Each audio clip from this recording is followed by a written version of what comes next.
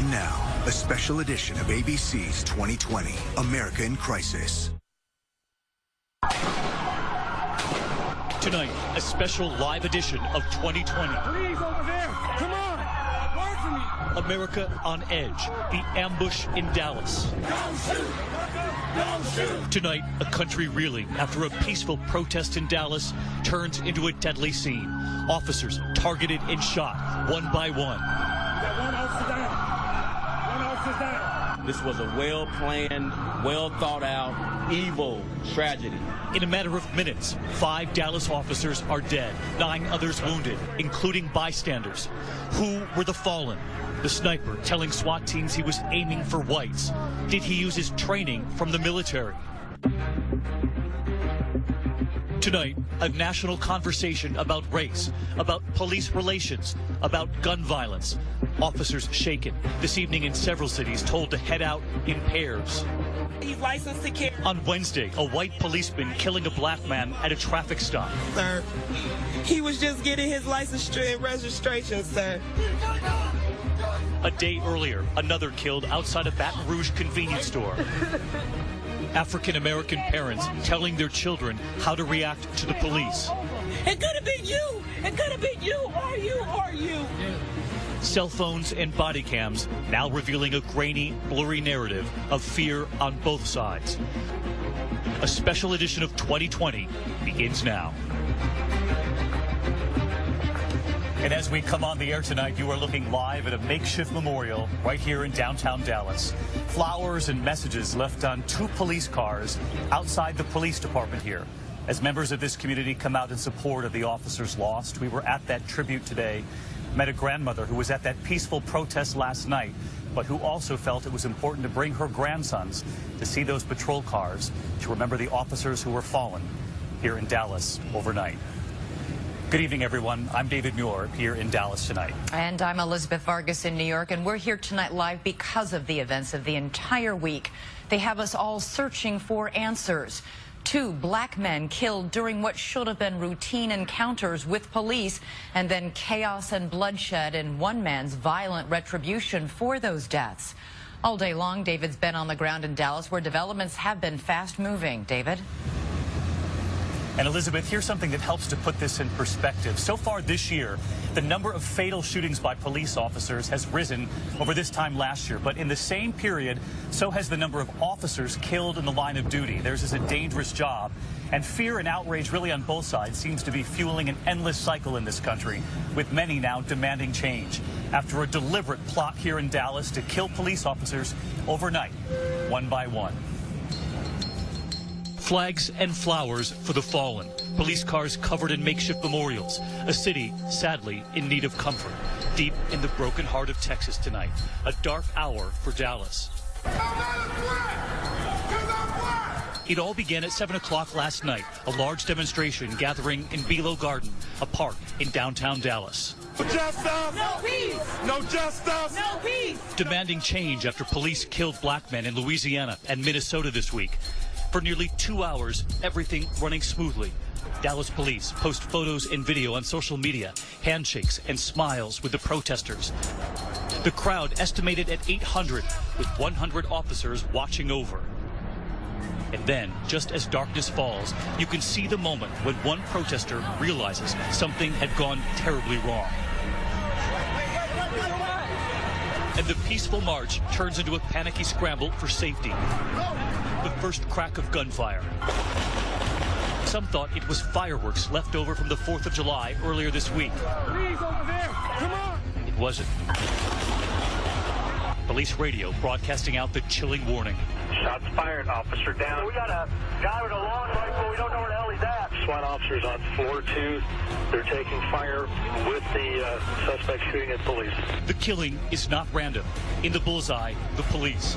The shots fired from a parking garage at El Centro College. A gunman firing so rapidly, police at first mistakenly believe there are multiple shooters. 2 snipers, at least 2 snipers, from elevated positions as the protest rally march ended, began firing upon our officers, ambush style. 9:35 p.m., the first police officer reported killed. 5 minutes later, 2 officers are down. This graphic and shocking video shows a man with a gun engaging an officer in a one-on-one gun battle. Another witness with a camera across the street captures this angle. The killer gunning down a policeman in cold blood. You can hear the anger, the outrage, the trauma in his voice. That bastard come out there shooting. He had an M16 or something he had. He was the one doing the shooting. Get his ass. Taking his life into his hands, the man with the camera pursues the gunman, pointing him out to the other officers. He went over there by the school. By the school. He's over there at the school. The toll now, 3 officers dead, but the carnage is not over. At 11:13 p.m., police report a 4th officer has died. Shortly before midnight, police corner a suspect in the college parking garage. They negotiate. You see him? Right there. Let me zoom in. Yeah. They got him. He said he was upset about the recent police shootings. The suspect said he was upset at white people. The suspect stated he wanted to kill white people, especially white officers. Negotiations break down. More gunfire. There's a sniper. He shot 4 hours. I'm not. You hear it? He's shooting right now. After so much bloodshed, police decide to end the standoff with an unusual tactic. We saw no other option but to use our bomb robot. A robot closing in on the suspect and detonating a bomb, killing him. Other options would have exposed our officers to grave danger. At 3:35 a.m., officials confirm the standoff is over. Just after 4 in the morning, President Obama, traveling overseas, speaks from Warsaw. As I told Mayor Rawlings, I believe that I speak for every single American when I say that we are horrified over these events and that we stand united with the people and the police department in Dallas. By sunrise this morning, officials raised the tragic toll. 12 officers shot, 5 dead. 2 civilians were also wounded. This unforgettable image, police officers at Baylor Medical Center saluting the victims in blue. Finally, just before 8 this morning, and many Americans are getting ready to go to work, the exhausted mayor and police chief of this stricken city sharing heartbreaking details of what happened on a night in July here in Dallas. We are heartbroken. It's a motorcade that in a moment will be getting ready to carry one of There are no words to describe this ambush. They will head from the atrocity that occurred to our city. See them starting to get to move now. That first, a powerful image. Joining us here tonight is Byron Pitts, and it wasn't lost on either one of us here that overnight these were peaceful protests. Police officers weren't in riot gear, as we've seen in other cities across this country. They were here in normal clothing, and they've actually made great strides, progress, this police department here. David, last night you saw protesters and police officers taking pictures together. But tonight, the grief here is palpable. Lives changed and lives taken. Last night, 5 police officers in the city went to work, but never made it home. No justice! Before everything went so wrong, 𝐀𝐦𝐞𝐫𝐢𝐜𝐚 Taylor was thrilled to have her 4 sons along at the protest march. She had brought them to create a memory. She had no idea how unforgettable this night would end up once the shooting started. They all began to run, scatter, and she said as she started to run, she caught a bullet in the back of her right leg. She immediately jumped on top of one of her boys, the 15-year-old. She jumped on top to cover him on the ground as she pushed him in between 2 cars and the curb. Her sister Teresa says 𝐀𝐦𝐞𝐫𝐢𝐜 had laid there for 5 minutes not realizing she was shot and not knowing where the other 3 boys went as she sheltered her son with her body. He was just scared. He didn't say much. When we walked into the hospital, he just grabbed our necks and hugged us. He's covered in his mom's blood. The family was reunited at the hospital, thankful the boys were okay. And 𝐀𝐦𝐞𝐫𝐢𝐜 wasn't much worse. That's our youngest sister, and the only thing we can do is feel relief when we walk in and see it was just her leg. In fact, though she would require surgery, 𝐀𝐻𝐦𝐞𝐫𝐢𝐜 was far more concerned with the fate of the police officers. We're watching the news in the hospital room, and all she can do is say, Lord, be with those families of those police officers. And that's what she kept repeating. That haunting video image of a deranged killer will not soon be forgotten. A total of 5 officers murdered, a motorcade taking bodies from the hospital to funeral homes. They were Senior Corporal Lauren Ayers, had been on the Dallas Police Force for 14 years. 55-year-old Sergeant Michael Smith, a father of 2 young girls and a one-time Army Ranger. 32-year-old Officer Patrick Zimmerippa, husband and father of an infant daughter. He had survived 3 tours in Iraq. 40-year-old Officer Michael Kroll, a native of Michigan. He had been on the Dallas Force since 2007. And 43-year-old Transit Officer Brent Thompson, who had just gotten married 2 weeks ago. And it said on his LinkedIn profile, "I'm constantly looking for different ways to serve the department." This is a family member of someone who has been shot tonight, I'm told. Let's listen. 7 others were injured, among them 39-year-old Transit Officer Misty McBride, mother of 10-year-old Hunter. Just happy that she was okay, that she can live on to tomorrow, and that I'm just glad that she's alive, really. I said that I love you, and that I'm glad you're here. McBride's father, Richard, was equally relieved. Shot in the arm and it broke her shoulder, and she was shot in the abdomen and it went in one side and just out the other side. She's fine, but they said, you know, there's a lot of people a lot worse off than her. All of the survivors are expected to make a full recovery. And Davey, that is encouraging news in a night where there's so little in the city. We need the good news, yeah. Byron. Thank you. You know, you've talked to the families here. You talked to all of them, families of the officers, and they'll tell you that they know every day they fear that that phone call could come during their loved one's shift. And one of those families that got the call lost a son, a brother, a young father last night, devoted to his baby girl. Tonight, right here, the family of Patrick Zimmerippa.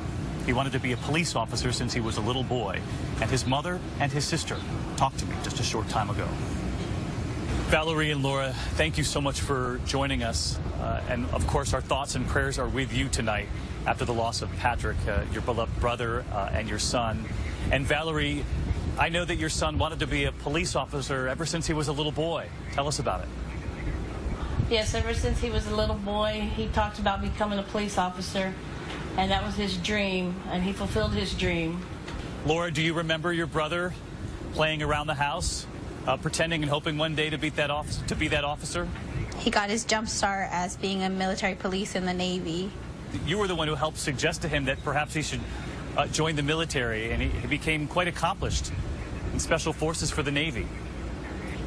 Yeah, he didn't have a plan, so I came home, and I said, well, let's go to MEPS.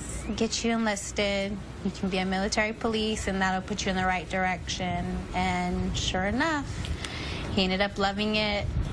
And Laura, do you remember when he came home and had decided to become a police officer back here at home in Texas? Yes, I do. He was motivated, he was pumped, he was ready to go. And he got here and he did exactly what he was going to say he was going to do. He had the support of all of us, and we backed him. We were so proud of him. I know that he often thought about his own children. They were his pride and joy, his stepson and his little girl. And I read that he said when she arrived, "Daddy's got your back, my new reason for life." How is Lincoln doing, and are you all thinking about her tonight?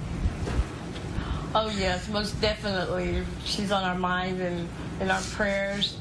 She's with her mother somewhere else right now, and how come they not be in our thoughts and prayers? And I just don't know how she's gonna be looking for him and not see him anymore. She loves him. She loves her dad very much. Yes, she does, and she looks just like him. I heard as a father he was very much involved, often carrying his gear in one arm and the diaper bag in the other. That was for sure all the time. When he would be getting ready to go to work, if he didn't have a sitter, he would call me and say, "Mom, I got to drop off Lincoln." What would you say to the country tonight about all of the police officers who put their lives on the line every day, like your brother did and your son did last night here in Dallas? To just be safe. Rely on your partners. Be safe. Support each other. What do you hope to carry on for him in the eyes of his little girl that he loves so much? I'm not going to be able to do that on my own. I need support from my mom and my dad and my other brother. That way she can know who her father was later when she grows up. Well, Laura, you have that support of your family right there in Fort Worth, I know, and the entire extended community here in Dallas. Our thoughts and prayers are with you, and we're thinking about Patrick tonight as well. Thank you both so much.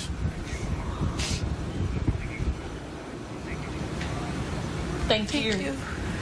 Our thanks to Laura and to Valerie tonight, and of course we're thinking about Patrick and all of those officers who were lost, Elizabeth, and as you heard from them right there, they're counting on their extended family and this entire community to really help raise that little girl. Very, very tough to hear from those families, David. Thanks. And we have so much more ahead tonight. More about that sniper, what he wanted, and the controversial action police used to take him down, and what has become the new normal for black families in America, having to talk to their sons on how to behave when stopped by a policeman. They call it the talk. And as we go to our break, video just now with thousands marching in downtown Atlanta, coming face to face with the police as the Georgia NAACP calls for a weekend of reflection and peaceful protest. We'll be right back.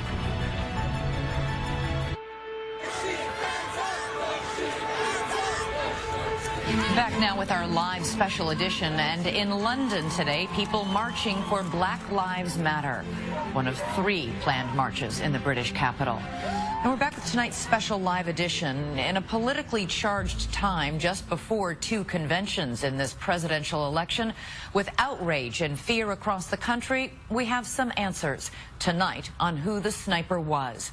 But as you'll see, there are questions that may never be answered. Pierre Thomas is here now with more. Good evening, Pierre. Elizabeth, police say it was law enforcement's worst nightmare, a cold-blooded killer motivated by race, targeting women and men because they wore the badge. Authorities say Micah Xavier Johnson went hunting for police, specifically white officers. He said he was upset about the recent police shootings. The suspect said he was upset at white people. The suspect stated he wanted to kill white people, especially white officers. According to police, that racial hatred ran deep. His Facebook page reveals some of that rage against police. He liked the page which said, "Kill everything blue that moves." Law enforcement sources tell ABC News Johnson was armed for his shooting spree with an assault rifle and 2 handguns. Today, police searching Johnson's home in Mesquite, Texas, finding bomb-making materials, ballistic vests, rifles, and a personal journal of armed combat tactics. Johnson served in the Army Reserve from 2009 to 2015, doing a tour in Afghanistan. Neighbors in this quiet suburb of Dallas, where Johnson once attended high school, were stunned that the killer was living among them. This guy lived around the corner from me and was willing to take people's lives that he didn't even know. You know, it's scary. Another neighbor told us he recently saw Johnson doing what looked like tactical Army training in his backyard, crawling on the ground with a gun. But Micah's sister took to Facebook today to say that that was not the man she knew, writing, "I keep saying it's not true. My eyes hurt from crying." At least 2 snipers from elevated positions as the protest rally march ended began firing upon our officers, ambush style. Initially, police thought they had a suspect. A tweet from the Public Information Office reads, "All right, Dallas, we think this is one of our suspects. Help us find him." And by 12:30 Central Time, there was news that 3 suspects were in custody. At the same time, police were negotiating with a 4th suspect who turned out to be Johnson. The suspect has told our negotiators that the end is coming and he's going to hurt and kill more of us. But early this morning, the one man they initially thought was a suspect had been cleared. The tweet read, "This man cooperated, was interviewed, released. He is not a suspect, person of interest." We received a phone call that my face was on there as a suspect, and immediately I flagged down a police officer. Tonight, police increasingly believe the Dallas shooting spree is the work of a lone gunman. At this time, there appears to have been one gunman with no known links to or inspiration from any international terrorist organization. Those 3 alleged suspects arrested last night have been released, but authorities continue to look into Johnson's background to make sure he operated alone. Police praying Johnson was a lone wolf, but taking no chances. Tonight, they're going through his computers and phones to make sure there's no one else. Back to David in Dallas. All right, Pierre Thomas live in our Washington Bureau tonight for this special 2020. Pierre, thank you. And we heard the mayor of Dallas today calling this a well-thought-out planned evil. So we want to bring in Martha Raddatz tonight because for the first time ever, the police, the SWAT team, in trying to communicate with this suspect, when communications broke down, they brought in a robot. And you have talked about these robots overseas, but what many people didn't realize was that in the major departments across this country, they have these robots. They do. In every large police department across the country and in many of the smaller ones. We've both seen them. They send those robots in for surveillance, for bomb disposal, and they'll put explosives on the arm of that robot, which is about the size of a lawnmower, a little bigger than the lawnmower. The explosives can be placed down if they fear a bomb is there, and they detonate the bomb before the bomb detonates itself. They put the explosives into the arm of the robot, but rarely, if ever, have we seen them actually use it when there's a suspect there to take out the suspect. We have never seen police departments, U.S. police departments, use this method, that they actually went in, they feel threatened enough that they wanted to send that robot in. All right, Martha Raddatz with us again tonight. Martha, thank you.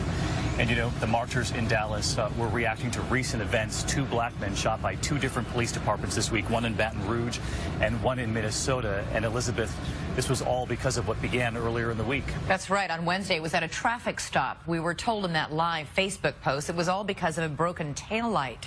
And while traffic stops sound so routine to civilians, they are the single greatest cause of officer deaths across the country. There are 2 very different and dangerous realities faced by black drivers and the police. Here's Ryan Smith. I told him not to reach for it. I told him to get his hand out. A shocking, fatal encounter with police during a traffic stop outside St. Paul, Minnesota.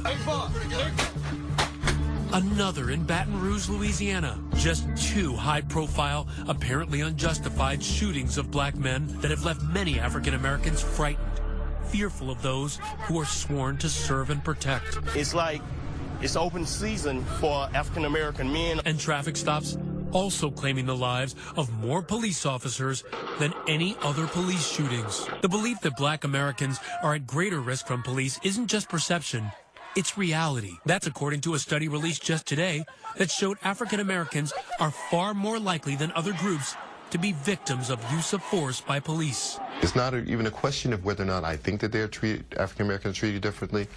All of the data say that they are treated differently. That's a fact, right? That's not even an arguable point. Thoughts that were echoed by this Cleveland police officer when she posted on Facebook.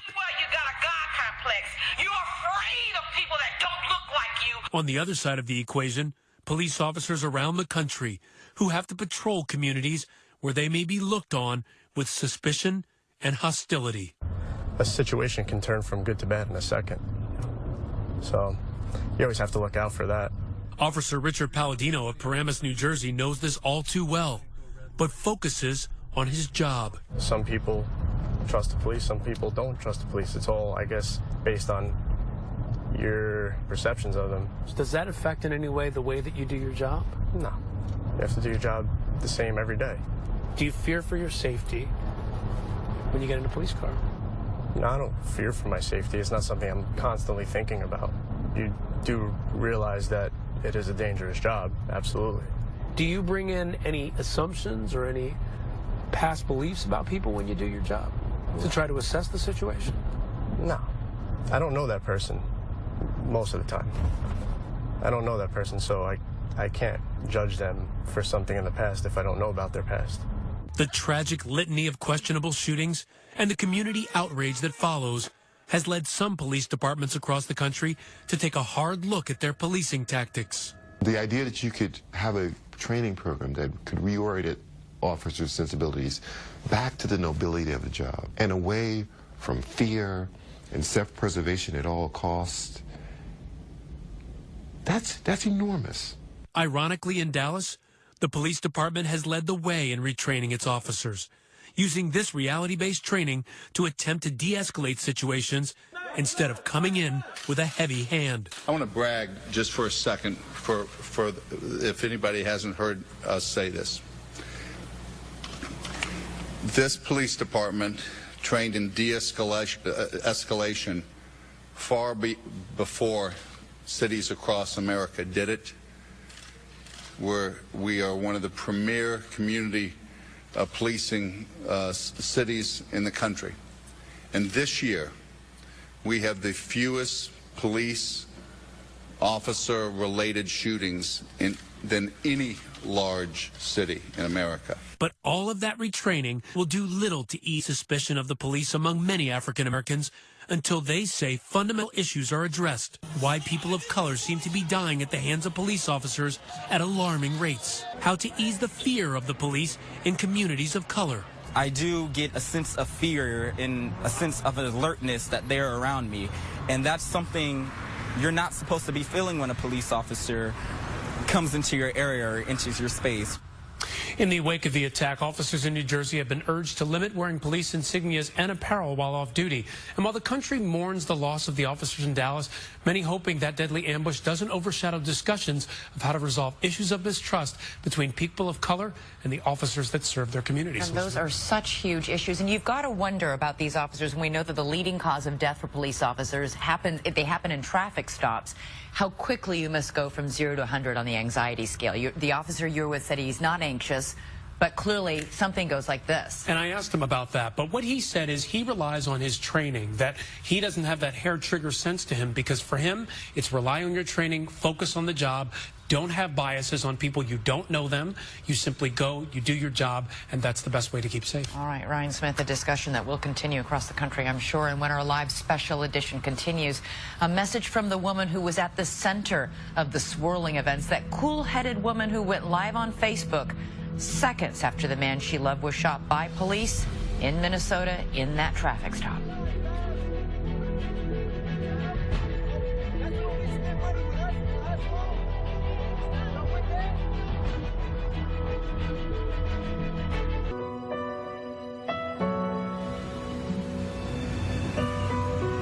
We're back now with our live special edition of 2020 Ambush in Dallas. And as night is falling here in downtown Dallas on that impromptu memorial right there in front of the police headquarters, you can see there are 2 patrol cars there.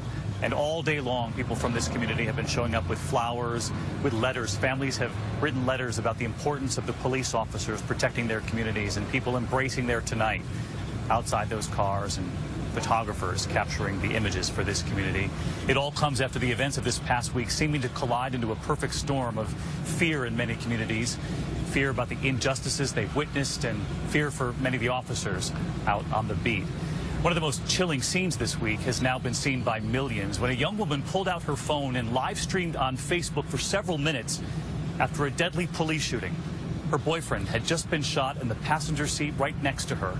Her calm narration, with the officer still standing at that window holding his gun, left many speechless. ABC's Gio Benitez is in Minnesota. David, good evening to you. We are outside the governor's mansion here in Minnesota, and just take a look. So many demonstrators are still here tonight. They've been here since Wednesday night when this story went viral. Wednesday night, 9 p.m., 2 officers from the St. Anthony Police Department in Minnesota spot and pull over a white Oldsmobile. In that car, Diamond Reynolds with her boyfriend Philando Castile and her 4-year-old daughter Deanna. According to Reynolds, Castile told the officer he was carrying a licensed gun. He's licensed to carry. What happens next will further incite a country already in crisis. Officer Geronimo Yanez pulls his gun and begins firing at Castile. And Diamond makes the critical decision to grab her phone and start live streaming on Facebook. He was trying to get out his ID and he was reaching for his wallet, and the officer just shot him in his arm. Reynolds calm and clear. Remember, her 4-year-old daughter Deanna is in the back seat. We're back. I will, sir. No worries. I will. I told him not to reach for it. I told him to get his hand out. You told him to get his ID, sir, and his driver's license. Oh my God, please don't tell me he's dead. Then officers, guns drawn, order Reynolds out of the car and place her on the ground in handcuffs. Police perform CPR on Castile on the street, while Reynolds, now detained in a patrol car, finally breaks down. Her young daughter comforts her. It's okay, I'm right here with you. Within hours, this video goes viral, stirring outrage and protests across the nation. More than 5 million people viewing it on Facebook. And overnight, Diamond Reynolds becomes a symbol of the fractured relations between African Americans and law enforcement. These police are not here to protect and serve us. They are here to assassinate us. They are here to kill us because we are black. Thursday, Diamond getting a face-to-face apology from Minnesota's Governor Mark Dayton. I can't tell you how sorry I am for the terrible tragedy that's been forced on you and on your family. I don't want you guys to be sorry. I want y'all to be more careful. Even Facebook founder Mark Zuckerberg commenting about the power of sharing these graphic images on social media. While I hope we never have to see another video like Diamond's, it reminds us why coming together to build a more open and connected world is so important. It's become this flashpoint of renewing this conversation about police brutality, about police fatal shootings, and the convergence of race and policing. So, but for the video, no one would be talking about it. Today, Diamond wants the world to know what her boyfriend Philando meant to her and to her daughter. He was very loving. He was a happy man. He went to work every day. They took him away from me. Now who's going to protect us? Philando Castile was 32, a beloved supervisor in a cafeteria at a Montessori school. He matters. His life makes a huge difference in this world, and now he's gone. It's not enough to protest. We have to find a way to change that. We have to make that change. A sentiment resonating far beyond Minnesota tonight. When you see what happened in Dallas, what's going through your mind? It hurts me what's going on in Dallas because nobody should have to be taken away from their families. My deepest condolences go out to those families and to those officers in Dallas because I'm here in Minnesota and I'm mourning for the lost and the loved one of my family members. So I know that those people in Dallas are hurting. Hurting like the 4-year-old little girl who comforted her mom in the midst of such horror. How's your little girl doing? And we're just gonna try to keep her as energetic and let her embrace her child life. Today she graduated from preschool with the man she loved not there to cheer her on. And back out here live in Minnesota, we should tell you that the county attorney here is still deciding whether he'll use a grand jury to determine if charges should be brought against these officers. Elizabeth. All right, Gio, that video was absolutely searing. It has been almost 2 years since Michael Brown was shot and killed by a police officer in St. Louis. The Black Lives Matter movement has protested again and again. Lawmakers have grieved with families. Body cams have become a byword in policing. But as our nation struggles to overcome racism, many are asking, has anything changed? It is a citizen army of iPhones that has ignited shock and anger at what really happens in the streets between police officers and the people. Eric Garner, suspected of illegally selling cigarettes, fought and died after being placed under chokehold during his arrest. When Eric Garner was choked, brought down, and really killed on video, that struck a chord with not only the African-American community, but the American community. Despite that video, officers were never indicted. But the white-hot spotlight of publicity did ignite a movement as protesters across the country railed against police brutality against African Americans. It didn't stop there. 1 month later, 18-year-old Michael Brown was shot and killed by police officer Darren Wilson in a street in Ferguson, Missouri. Soon, protesters and police were squaring off in violent confrontations as the city burned. His shooting was found to be justified. The grand jury decision not to indict Officer Darren Wilson. Hands up! Don't shoot! Hands up! And protests were heard around the world, from city streets to LeBron James on the courts. That's why we walk through Ferguson with our hands up. To John Legend and Common at the Oscars. We see you, we love you, and march on. God bless you. Yet, despite the glare of publicity and the frustration of a black American president, we need to recognize that this is not just an issue for Ferguson. This is an issue for America. America continues to be confronted with African Americans dying at the hands of police. Tamir Rice, Walter Scott, Freddie Gray. Is it an epidemic, or are we just finally seeing what has been happening all along? If you talk to a lot of people, this is simply an exposing of what has always happened. According to the Washington Post, out of thousands of police shootings since 2005, only 54 officers have been charged. I think, though, that things are getting better, because if you look in the past 18 months, there have been more charges brought against officers in these shootings than ever before. And so I think now, with the sort of ubiquity of camera phones everywhere, we will see a change. We will see officers being held more accountable. And yet, this past week, as the graphic videos of police violence play out for the nation to see, the difficult questions are front and center once again. How far have we come? What more must we do? Questions to be debated in the coming days, and we'll be back in a moment with a look at what very few white families have had to deal with, what families of color call the talk, when we return. And you're looking at flags flying across the country, half-mast, in honor of all the victims this week. We're back now with our live special edition of 2020 and the national discussion about race causing so many difficult conversations this week, a divide between black and white, and for many that divide means preparing their own children for what could be different circumstances when their children come in contact with the police.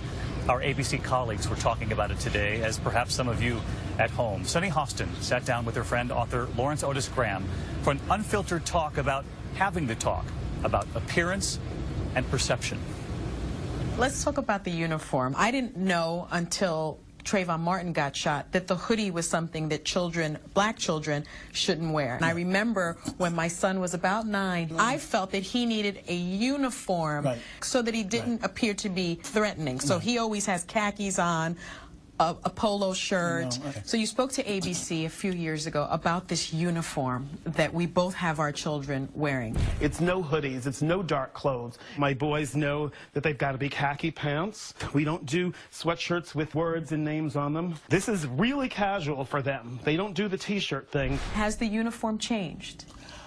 The uniform has actually become a little more conservative. There's no sunglasses, hoodless sweatshirts. I haven't done the no sunglasses yet. But we've got it nailed down. I mean, it's topsider shoes, you know, the boat shoes. Now, all of this seems outrageous and ridiculous, but this is the cultural shorthand that strangers need to be able to see to say, okay, this kid's okay, this kid is safe. We have a whole list of rules that my kids first resisted, but now very much understand. Parents of all races should probably have this discussion with their children, how to survive a police encounter. But the bottom line is the stats don't lie, right? I mean, if you look at the stats, black children, young African-American men, are more likely to be killed by police officers than their white counterparts. I would love to have raised my children telling them it's a colorblind society, but that's a fairy tale, because ultimately they are going to get profiled, and it's out of their control. Now, what about this notion that, you know, when you have the conversation with your children